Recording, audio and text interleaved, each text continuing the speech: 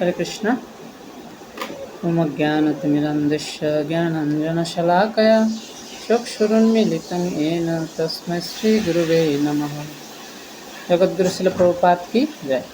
आंतर्जातिक कृष्ण भवनामृत संघ, ইসকন শ্রী রাধা গোবিন্দ মন্দির, ভক্তিবেদান্ত গীতা একাডেমি শিক্ষা ও উন্নয়ন বিভাগের পক্ষ থেকে আপনাদের সকলকে জানাই আন্তরিক শুভেচ্ছা এবং হরে কৃষ্ণ প্রীতি। হরে কৃষ্ণ। জয় জগদ্গুরু শিল প্রভুপাদ কি জয়। তো আজকে আমরা আমাদের আলোচ্য বিষয়ের নাম দিয়েছি কারেজ অফ কনভিকশন। তো দেখা যাচ্ছে ভৌতিকতা যত বাড়ে আমরা তত পরম সত্যকে ভুলে যেতে থাকি। যেমন ভৌতিকতার সর্বোচ্চ হচ্ছে উদাহরণ হচ্ছে হিরণ্যকশিপু। যত ভৌতিকতা বেড়েছে হিরণ্যকশিপুকে ভগবান নৃসিংহদেব এসে ওনাকে হত্যা করেছে। একবার হয়েছে গিয়ে একটা ফ্যামিলিতে ছেলের বউয়ের জ্বর হয়েছে 102, শাশুড়ির জ্বর হয়েছে 101।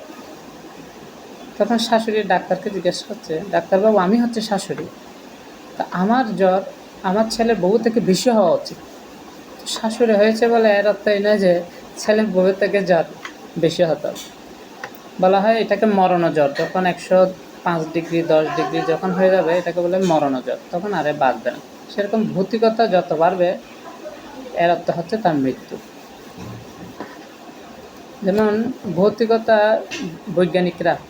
বৈজ্ঞানিকরা অনেক কিছু তৈরি করেছেন, কিন্তু ওরা এক বিন্দু রক্ত বানাতে পারে না। সেজন্য তো বলা হয় ব্লাড ডোনেশন। সেজন্য আমাদের থেকে রক্ত চান, কেননা এক বিন্দু। প্রভুপাদ বলতে একটা গাছের ডগাও বৈজ্ঞানিকরা তৈরি করতে পারে না ফ্যাক্টরিতে, একটা চাল বানাতে পারে না। যেরকম আমরা হচ্ছে ক্ষুদ্র কন্ট্রোলার। যেমন একটা পিঁপড়ার গর্তে পিঁপড়া মাথায় করে চিনি নিয়ে আসে, খাবার নিয়ে আসে। ও মনে করে ও হচ্ছে ওর ফ্যামিলির কর্তা, আর ও হচ্ছে অনেকজনকে কন্ট্রোল করছে।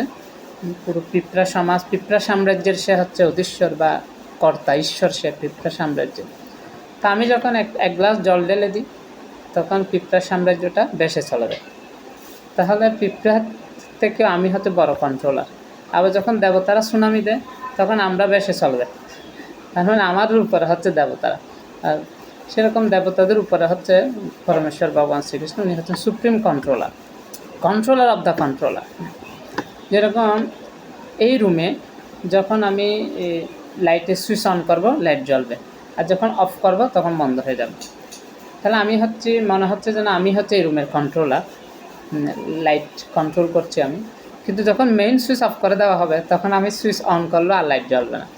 সেরকম আমরা জীবাত্মারা ক্ষুদ্র নিয়ন্ত্রক, কিন্তু ভগবান হচ্ছে কন্ট্রোলার অফ দ্য কন্ট্রোলার। তো সেরকম দেখা যাচ্ছে আপনার অনেকে জিজ্ঞাসা করে আমাদেরকে ভগবানকে কে সৃষ্টি করেছে। তো প্রথমে বুঝতে হবে ভগবানের সংজ্ঞা হচ্ছে, ভগবান হচ্ছেন তিনি যাকে কেউ সৃষ্টি করেনি। যেমন আপনি দেখবেন ট্রেনে একটা বগিকে টানে আরেকটা বগি, সেই বগিকে টানে আরেকটা বগি, এভাবে সবার সামনে থাকে ইঞ্জিনকে কেউ টানে না। সেরকম ভগবান হচ্ছে ইঞ্জিনের মতো, তাকে কেউ সৃষ্টি করে না, উনি সব কিছু সৃষ্টি করে থাকে। আর আমাদের এক একজনের দৃষ্টিভঙ্গি এক এক রকম। যেমন আপনি দেখবেন একটা গাভী যখন দেখে দুজন ব্যক্তি, একটা হচ্ছে কৃষক আর একটা হচ্ছে কসাই যখন একটা গাভীকে দেখবে তখন কোন দৃষ্টিতে দেখবে? সে দেখবে যে এই গাভীতে শরীরে কত মাংস হবে। আর যখন একজন কৃষক দেখবে তখন উনি দেখবে এই গাভী কত দুধ দিতে পারে। তাহলে কসাই হচ্ছে আসরিক প্রবৃত্তি সম্পন্ন আর কৃষক হচ্ছে দেবতা প্রবৃত্তি সম্পন্ন।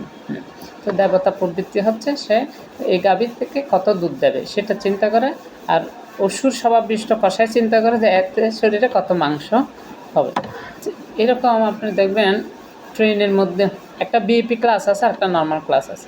তো নর্মাল ক্লাসে যারা বসেছে ওরা যদি চিন্তা করে যে ভিআইপি ক্লাসের ওরা এত আরামায়েশ পাচ্ছে, এখানে কেন বসছে এরা? এর উত্তর হচ্ছে এরা ভালো টাকা দিয়েছে, টিকিট কেটেছে, সেই জন্য ওরা ভিআইপি ক্লাসে বসেছে। সেরকম যারা পুণ্যকর্ম করেছে ওরা ধনী পরিবারে জন্মগ্রহণ করেছে।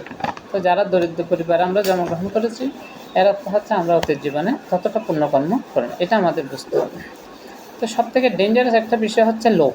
ভগবদ্গীতায় কৃষ্ণ কাম, ক্রোধ, লোভ এই তিনটা বিষয় বর্ণনা করেছেন। একটা শ্লোক উনি বলেছেন,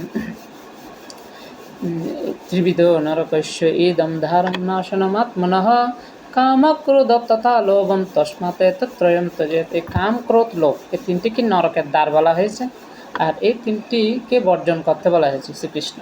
তো লোভের একটা আমরা উদাহরণ দিচ্ছি, যেরকম যখন একটা এয়ারপোর্টে একটা গমের বস্তা ফেলা হয় ত্রাণ সামগ্রী হিসাবে, তখন পিঁপড়া যতটুকু খাবার খেয়ে চলে যায়, একটা চড়ুই পাখি এসে যতটুকু খাবার খেয়ে চলে যায়, আর একটা গাভী এসে যতটুকু খাবার খেয়ে চলে যায়। যখন একটা মানুষ আসে তখন পুরো গমের বস্তাটা সে এক রিক্সা করে চলে যায়।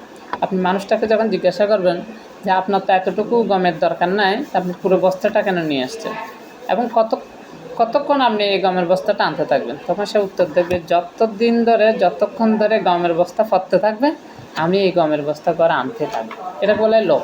লোভকে বলা হয়, হিন্দিতে বলে লোভ সব পাপ কা বাপ হ্যায়।